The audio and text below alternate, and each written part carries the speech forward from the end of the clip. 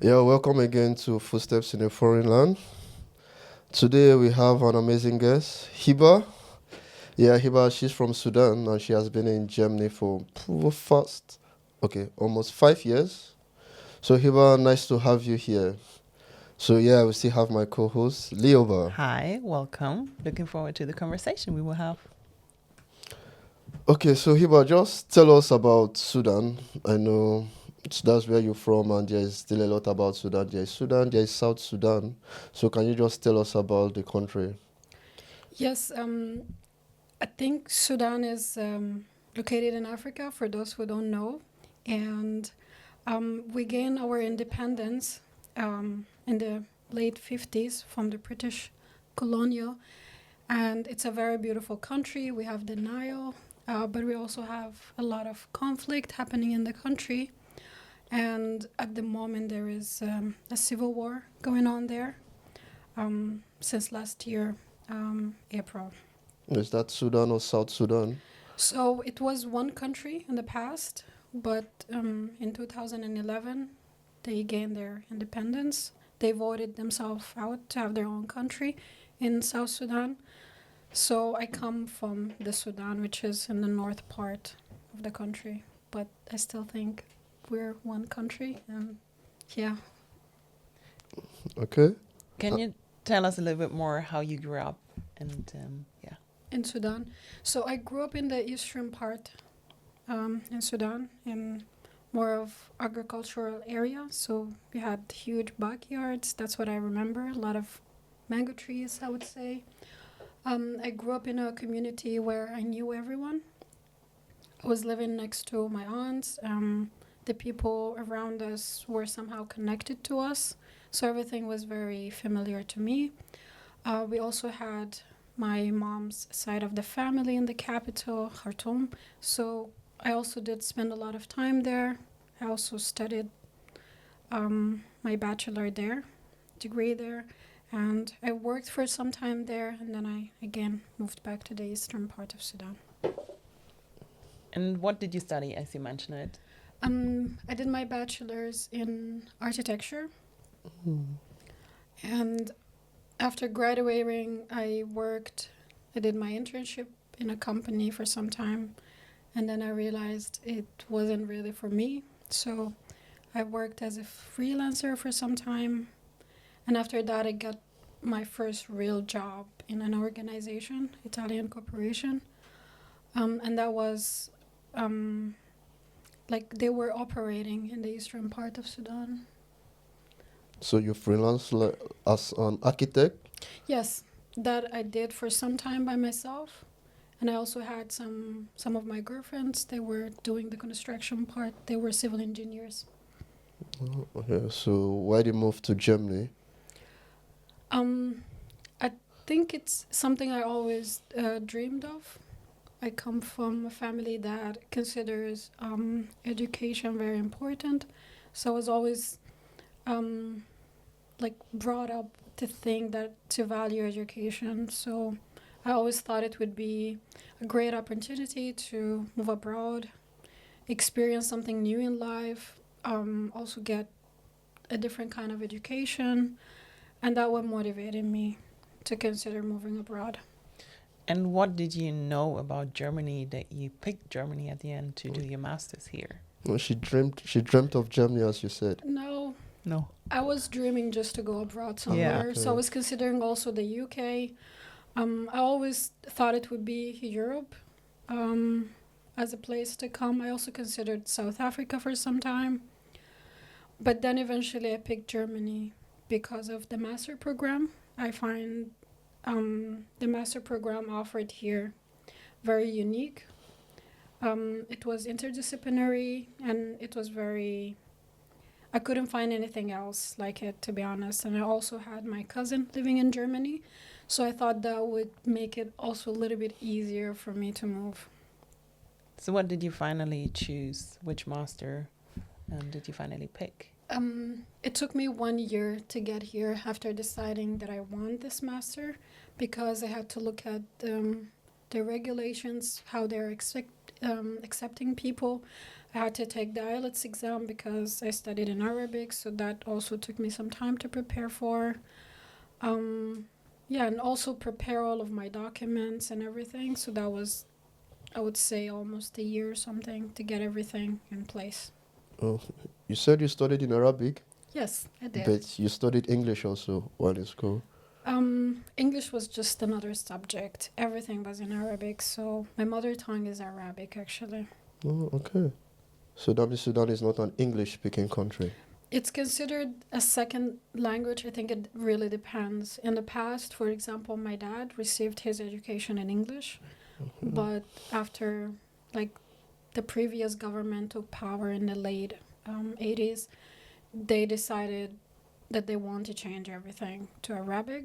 So everything was transformed into Arabic.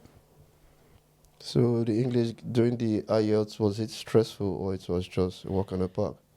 It was quite different, I would say, because even if I had like C1 level of English, it was still, I would consider it as a something to have a conversation or something. But when you study, the type of English is used, academic English is quite different. So it took me a while to get used to it. I had to put more effort to be able to keep up, I would say. So how can I imagine you arriving in Germany? You mentioned you had a cousin here who I guess also helped you figuring out some of the questions that you had. But then bring us to the first day that you put a foot into Germany. How was it? I think it was quite an overwhelming experience. I still remember when the plane took off, I was like, I didn't think this through. I was thinking, because while applying and doing everything, it did not hit me that I'm gonna be all alone. But then when the plane took off and I was leaving Sudan, then it hit me that, okay, now I'm really leaving. I left everything behind, and I don't know what is expected, like what to expect to find in this other country. But luckily, I really had my cousin. He really helped me. He came all the way with the train, like for 2 hours, to pick me up from the airport. I was quite overwhelmed, like with everything. I was carrying my bag. I didn't know where to go. I landed in Frankfurt. I needed to go to another city, Darmstadt. I had no idea how to get there and these kind of things. So it was really comforting for him to be the first person that I see in the country. Yeah, I was get that. very lucky. Yeah, to have but that. this your cousin, while you were back in Sudan, were you in constant communication or you only started talking to him when you had plans moving? We kind of, I would say, grew up together because we did spend this. He's like my cousin from my mom's side, so we did spend all the summers together. So I would consider like we knew each other very well. Then he moved here before me, like 5 years or something. So we were still in touch. But I wouldn't say that we spoke regularly as much as we do right now that I'm here, because we get to meet more often than we did. I only saw him when he was coming back to visit once or twice a year.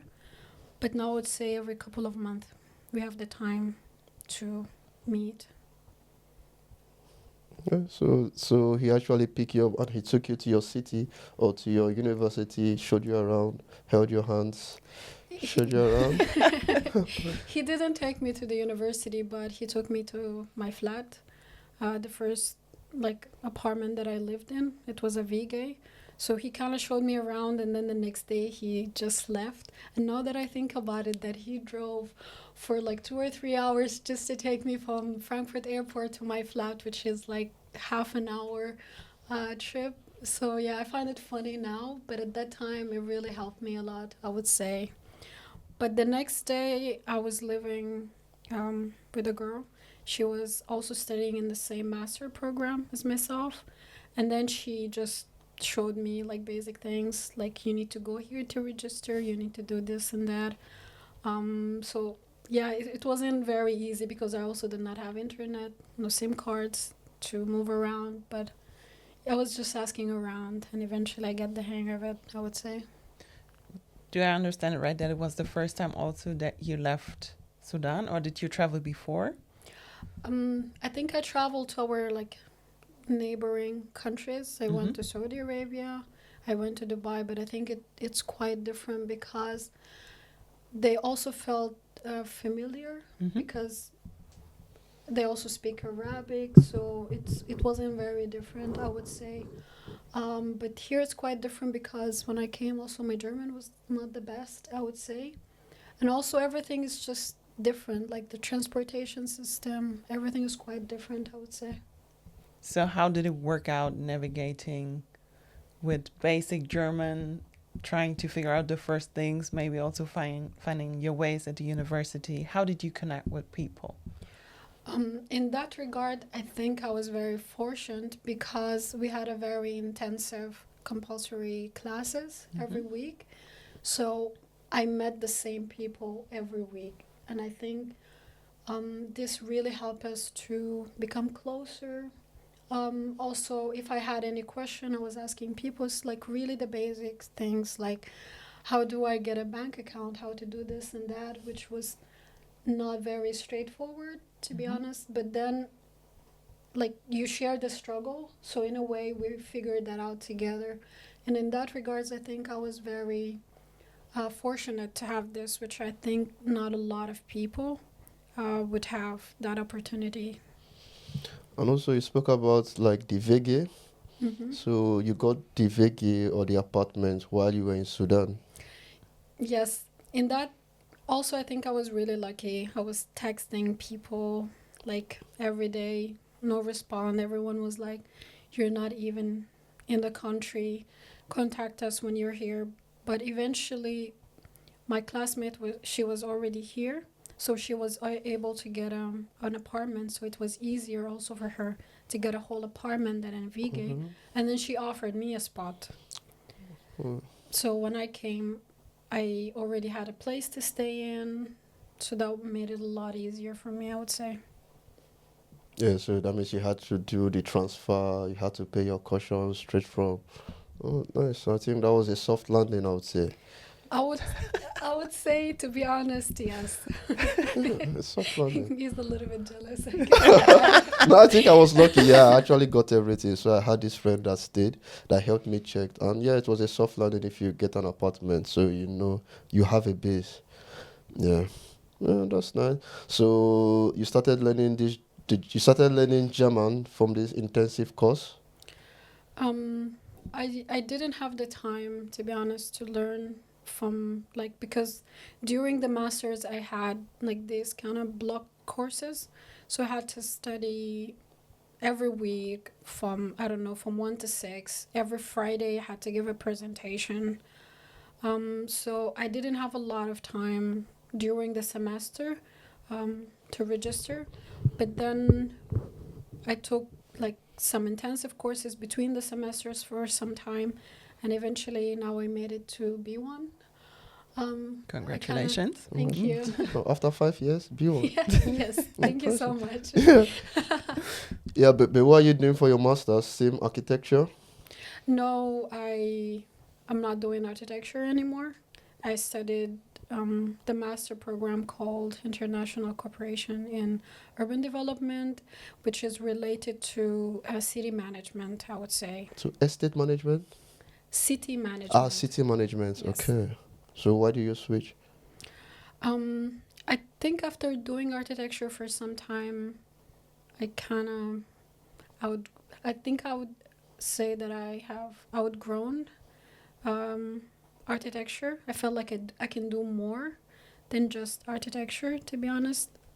And I think this is influenced by my experience in Sudan. I worked, as I said before, in an international organization where we worked in the eastern part of Sudan in affected communities, like refugees, IDPs, and their hosting communities.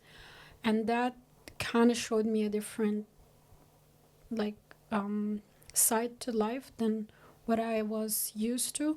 And then I realized that I also want to have the knowledge to be able to help in that, to build better communities, have resilient cities, I would say. And that's why I chose this master program in hope that one day I would be able to go back to Sudan.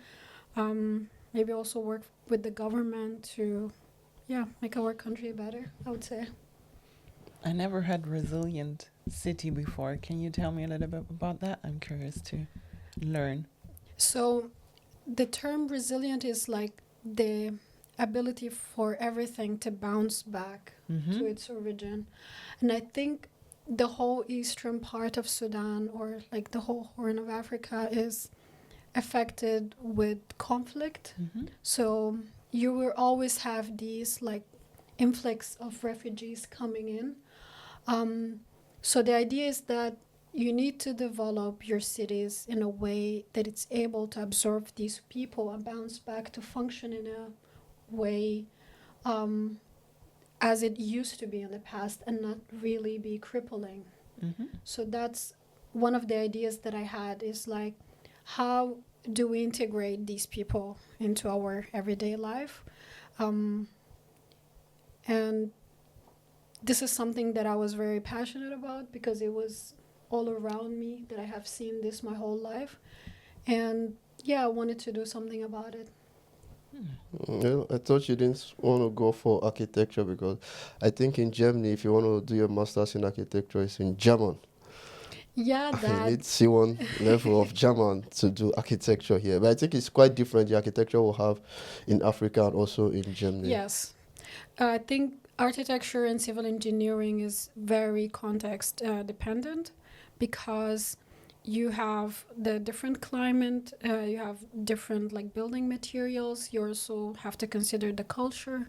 So it's really quite different from one place to another. Also the regulations and everything is quite different. So you finished your master's successfully. So what do you currently do? At the moment, I work as a researcher at the TU Darmstadt. We work in a field. I kind of detoured a little bit from what I did in my master thesis. Now we are also looking at how and why AI is transforming cities, because that's also the future and how it will impact the sustainability of our cities. And how do you bring like all the experiences that you have from Sudan, and also as you're here a few years now in Germany, about architecture and city designs, how do you bring it all together? I think what I have learned so far is related to how to do a research. That's what I mainly learned throughout my master program, is how to structure ideas, how to really have questions and be able to answer them in unbiased way. And I think that's what we are trying to do at the moment, because there is a lot of hype around AI, that it's the future, it will do us good, it's the solution to all of our problems, the solution for sustainability. But we try to be as neutral as possible, and I think that's a skill that I learned during my master's. You called AI a hype. Yeah, it is. Do you think, or it's more than that?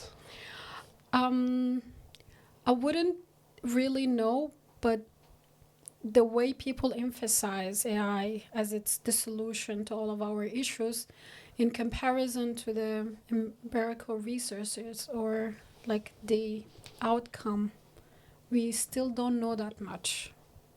So I think we need to be a little bit more cautious about that, to like really see what is the output of this and then make such strong arguments. Yeah, I think the output has been good. I would say at least ChatGPT, people use ChatGPT for a whole lot. I understand, but you really also need to consider how is AI used in different domains. For example, in my work, I mainly research AI in government, and then you can see that AI can also perpetuate ideas that we have in current society about bias, racism, sexism. And you can see also there are some cases, for example, in the Netherlands, where also AI was used for some, I think it was for child protection or something. I was reading about it a few days ago that it really affected the population. People were accused in a not very logical way, I would say. People lost their homes. It broke some families. Mm. So the impact can really be very different. And I would just be very cautious about how to say the impact will be. I think it's really important because you mentioned bias, and I'm totally agree that it's essential that we have many different perspectives and experiences Yes. when we work with these really powerful tools at the end of the day. So I think for me it was interesting that you used the word neutral, because I'm wondering if science can ever be neutral. Once you start to develop your question and you try to find an answer to your research question, you have to be neutral. You cannot impose your own ideas or how you want to take the research, because by the end of it, it will be biased Mm-hmm. to come to the conclusion. But that's why I said when you start your research, you have to be neutral. You can have your own personal ideas as an individual, but you try your best not to bring that into your research, because by the end of the day, the aim of the research is to think about the common good of people. So you really want to have a true answer to this. So as we're already talking about biases, how is your experience as a Black scientist in the university or academic context? I think in one part, I'm quite fortunate with my colleagues. I think because we're also international team, so from them, I'm not getting any kind of like comments or anything. It's quite good with them. But I think sometimes in my everyday interactions, I get these kind of comments like, oh, you work at the university. How did you land at that job? And these kind of things. And also comments like, so you have like a civil servant contract, but you're not German. How did you do it? And at first I was like explaining to people this and that, but now I just say things like, yeah, I applied for it just to let it die out, I would say. So, like from Sudan, I know you guys have this kind of community based.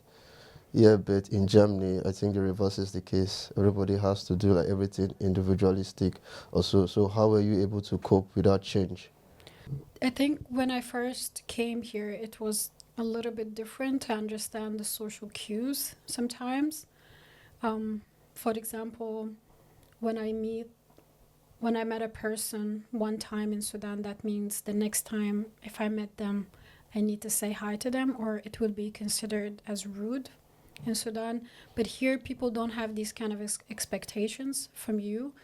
And it took me a minute to understand these kind of differences, that what to do and what not to do, and what it kind of feels a little bit weird, what isn't. I think some things I'm still not so used to be honest. I still try to keep some of the values that I like, but my culture in Sudan. Do you have examples for us? Yeah, for example, I really like to help out people, even if we don't know each other very well. If you want to move out, if you need someone to talk to, I think in that regard, I'm quite reliable. Mm-hmm. And I'm always telling people, if you need anything, you can always come to me. It's not an issue for me. Mm-hmm. So, do you consider yourself a religious person? I would say that I am. Or you still like practice how you I- did in Sudan? It's not as much as I would like to be honest, because in Sudan, the majority of people are Muslim, and our life is designed around that. Here, it's not. And for example, in Ramadan in Sudan, we have less working hours. And then during the evenings, you have the time to go for the prayers and everything. Here, it's really not designed, for example, to do that. So that's why I had to cut down from a lot of religious practice that I was doing. The one thing that I still do is to go to the Eid prayer twice a year, which was really enjoy. And how are you connected community-wise? Like, as you mentioned before, at home you were part of a big community. So how did you adapt here to maybe the lack of community? I think it took me quite some time to develop my own community. It wasn't an easy ride, I would say. But it's slowly with time, I'm able to connect with different people. We know each other for quite some time because it's been 5 years since I'm living in Germany. And I'm also quite fortunate because I studied in the same city where I'm working right now. So it kind of continued. And I see that that's not the case with some of my friends who moved to another cities where they had to start from scratch. So I think it's a little bit easier if you stay in one place for a longer period of time. And it also helps that I live in I would call it small city. So it's easier to go around in the city. So it's also easier to meet people more frequently. You run into them. It's also not very difficult to set up time to meet because it doesn't take you 1 hour to move from one place to another. Yeah. Okay, Hiba, you said something like you like helping people and all. So the reverse now, do you like people helping you?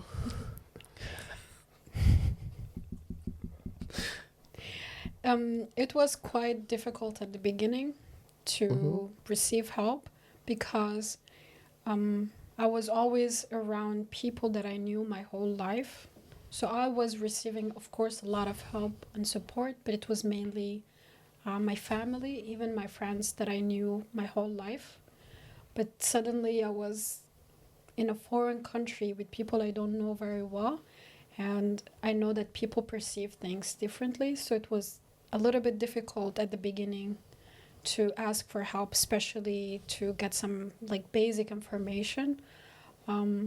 So yeah, it was a little bit difficult at the beginning, but fortunately, we kind of bonded. I met people where we bonded over the struggle. So it was a give and take relationship. So I'm quite happy with that. Okay. And when you feel lonely or bored here, what do you do to snap out of it? I think it took me quite some time to find the balance regarding that. Now I know what to do if I started to feel stressed about work or I haven't left my flat for a few days. I always know whom to call. I'm very fortunate now to have these kind of connections. Home to call. I also call my cousin a lot. As I said, we kind of grew closer. I also have hobbies now that I take very seriously. I go to the gym. I play an instrument. So that also helps with fighting these, I would call them homesick feelings. If you look back like the 5 years that you spent here in Germany, how would you describe like your personal development? How have you changed? I would say that when I was in Sudan, I was more reserved. I think I'm still a reserved person, but in a way that I kind of changed. I was in my comfort zone in Sudan. Everything was familiar to me. I knew everything around me. So I would say I didn't make a lot of effort in terms of like leaving my comfort zone. And then I came here and it was quite different. People think differently. How even they perceived my behavior was quite different. So I knew that I needed to change a little bit about my mindset, that I needed to be more proactive, interacting with people. So I would say that really changed after coming to Germany. Did you consider yourself a shy person?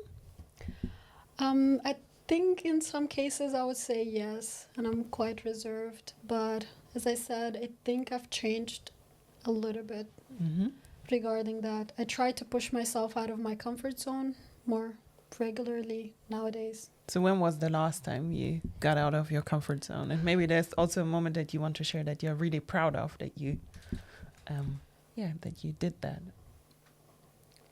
I think the moment that I realized that I got out of my comfort zone while applying for my job, which with seem a little bit like straightforward to people, but in Sudan we're very, I cannot like generalize it, but being very humble and mellow is something considered very positive and people should aspire to. Mm-hmm. So I never had it in me to kind of like show off my achievements and these kind of things.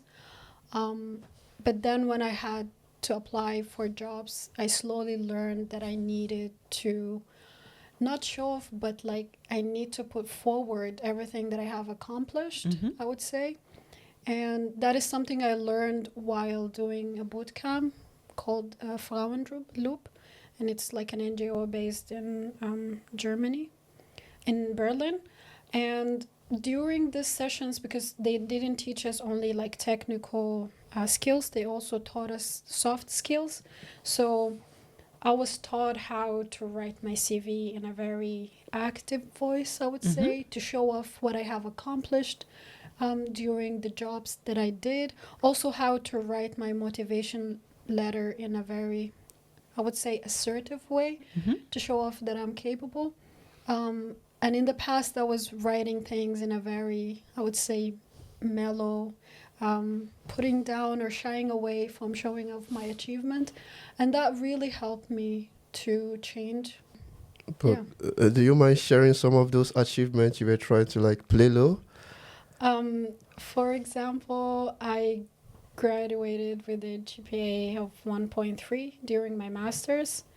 And I think that's a big achievement, but in my mind, it was, I got a good grade. And you don't put it on your CV or what? I didn't put it in my Man, you CV. should put it in gross.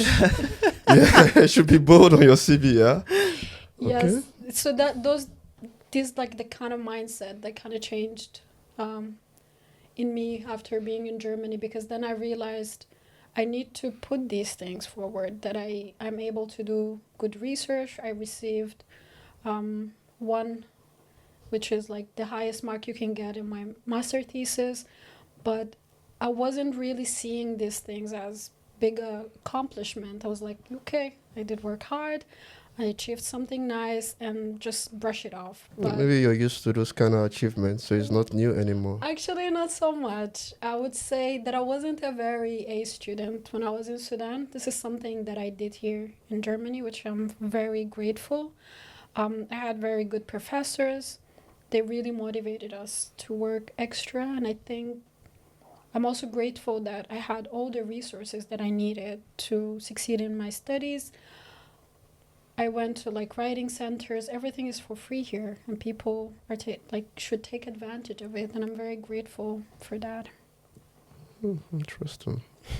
So how did you find out about all those resources? Did you research yourself? Were there people who said, hey, Hiba, did you see that? How did you get the information? I think some of it was the manager of our master program. She was very helpful. Mm-hmm.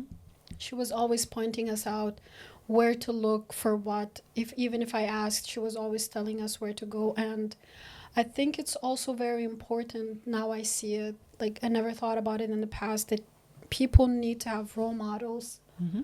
that look like them, that they are capable of doing things. And I've seen this in the managers of my master program.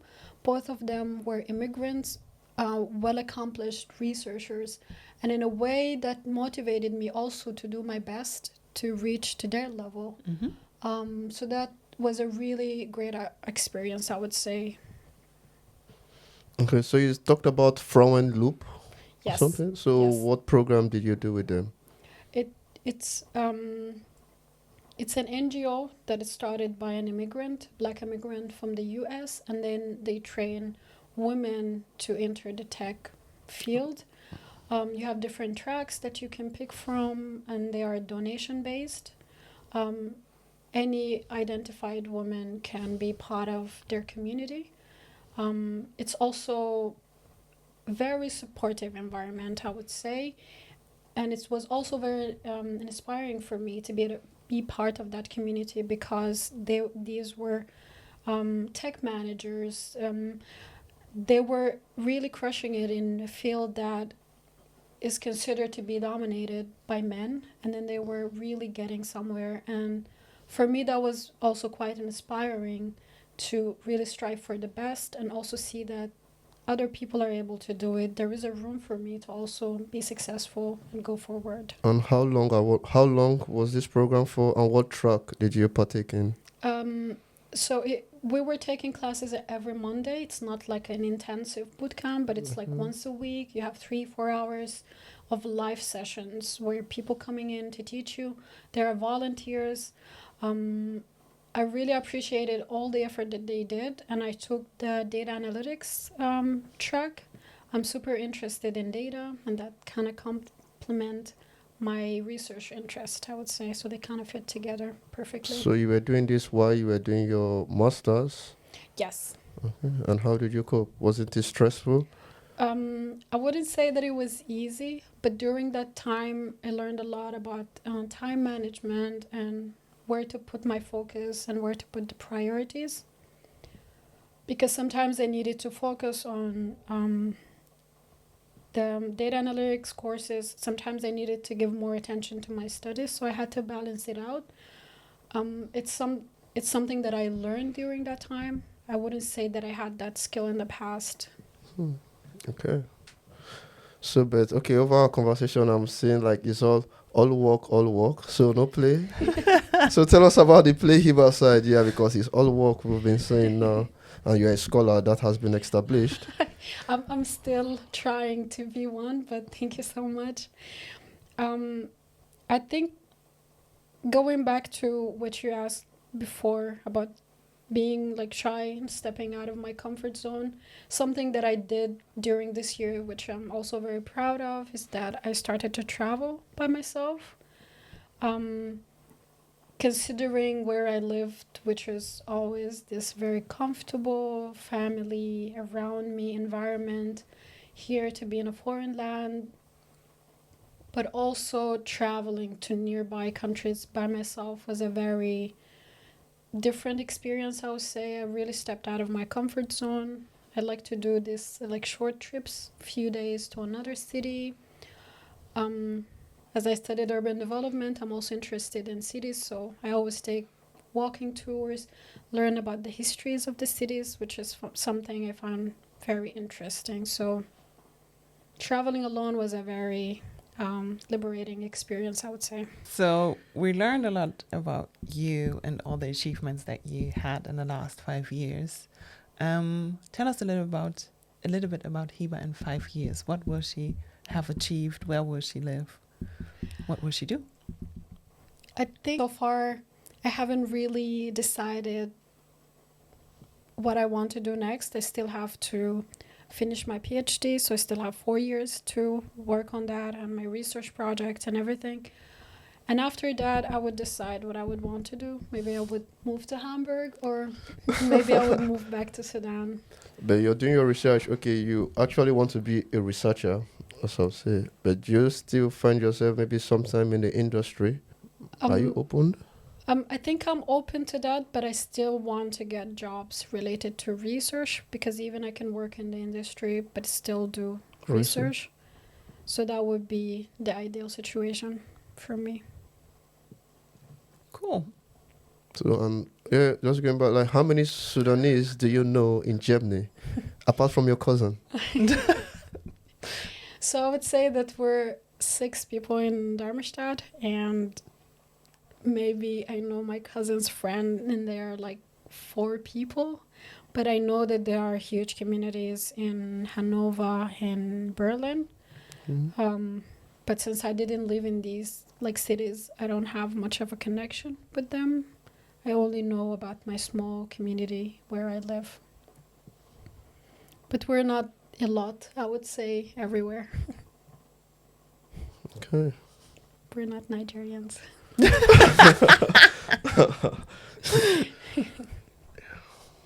Okay, thanks Hiba for coming around. We had an amazing session with you. Yeah, Hiba the scholar. Thank you so much for having me today.